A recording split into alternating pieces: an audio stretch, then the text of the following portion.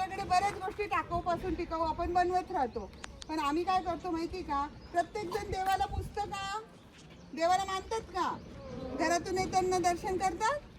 गणपती बाप्पा, महादेव, आता उद्या महाशिवरात्री येते ना, मग त्या फोटो मूर्तीचं आपण पूजा करतो. आणि पूजा केल्यानंतर काय करतो, खराब झाल्यावरती पाण्यामध्ये विसर्जन करतो ना.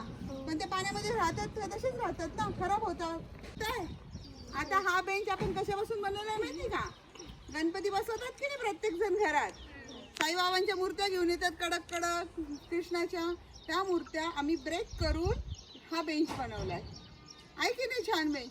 तुमच्याकडे पण आहेत ना, दिसताना तो सिमेंटचा बेंच वाटतो, पण साहजिक आहे, ती पण माती आणि ही पण मातीच आहे.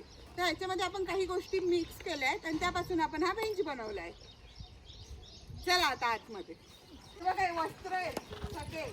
आता ऍक्च्युली इथं आम्ही काय करणार आहोत माहिती आहे का, इथं आम्ही थोडंसं मंडप टाईप करतोय. लग्न कार्य वगैरे असतं की ना, बड्डे, लग्न कार्य, आपण काय करतो, फुगे लावतो.